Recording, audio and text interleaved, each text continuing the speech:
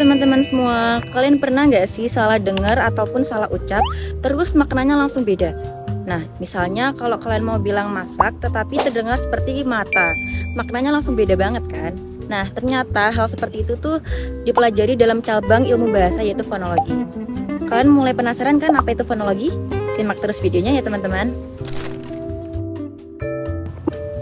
Jadi teman-teman, fonologi itu merupakan cabang ilmu linguistik yang mempelajari bunyi bahasa serta fungsinya dalam membedakan makna. Nah, ternyata fonologi itu bukan hanya membahas bunyi secara fisik, tetapi membahas bagaimana bunyi itu dapat digunakan dalam sebuah kata dan bagaimana bunyi itu dapat mempengaruhi sebuah arti. Jadi teman-teman, fonetik dan fonologi itu beda ya. Kalau fonologi itu mempelajari fungsi bunyi dalam bahasa, sedangkan fonetik mempelajari bagaimana bunyi itu dihasilkan seperti dari mulut ataupun lidah. Seperti contoh kata baku dan paku, hanya beda bunyi di awal, maknanya langsung beda. Nah, itulah yang menjadi fokus utama fonologi. Supaya kita lebih paham, kita akan bahas konsepnya satu persatu ya teman-teman. Yang pertama yaitu fonem atau bunyi pembeda makna. Fonem adalah satuan bunyi terkecil yang bisa membedakan arti. Ciri utamanya kalau bunyinya diganti, maknanya juga berubah. Seperti kata kali dan gali. Kali itu bisa diartikan sebagai sungai dan gali itu diartikan sebagai menggali. Dari contoh tersebut kita langsung bisa bedakan ya bahwa perubahan kecil saja bisa membedakan makna. Yang kedua yaitu alofon atau variasi bunyi yang sama. Alofon adalah variasi pengucapan dari satu fonem yang tidak mengubah arti. Salah satu contohnya yaitu bunyi T dalam kata tahu diucapkan jelas, bunyi T dalam kata patah lebih ringan atau berbeda tekanan, atau bunyi K dalam kaki jelas terdengar, atau bunyi K dalam tidak kadang seperti hilang saat bicara cepat, seperti tidak, K-nya langsung hilang kan teman-teman. Walaupun pengucapannya berbeda, maknanya tetap sama. Itulah yang disebut dengan alofon. Yang ketiga yaitu distribusi bunyi atau posisi bunyi dalam kata. Fonologi juga mempelajari di mana satu bunyi bisa muncul. Contohnya bunyi M.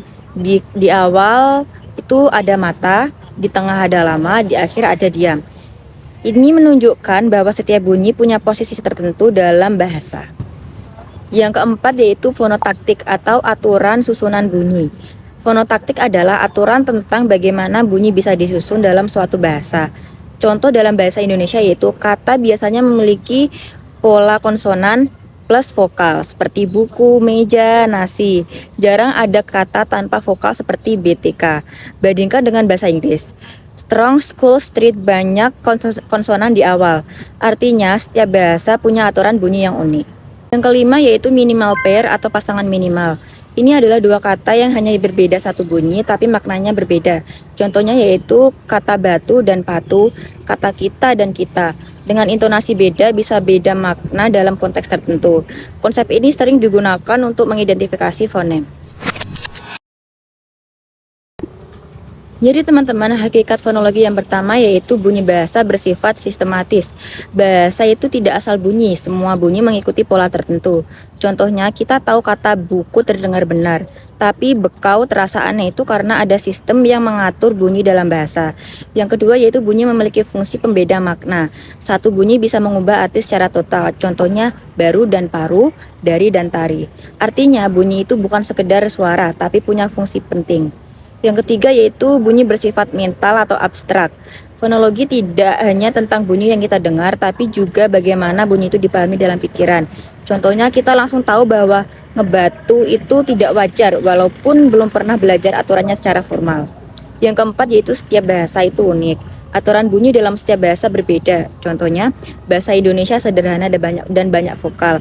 Bahasa Inggris banyak kombinasi konsonan. Bahasa daerah punya ciri khas yang masing-masing. Ini menunjukkan bahwa fonologi juga berkaitan dengan identitas bahasa.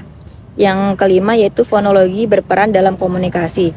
Kesalahan bunyi bisa menyebabkan salah paham. Contoh, saya makan ikan dan saya makan ikan. Langsung beda banget kan? Nah, makanya pengucapan yang tepat itu penting dalam komunikasi.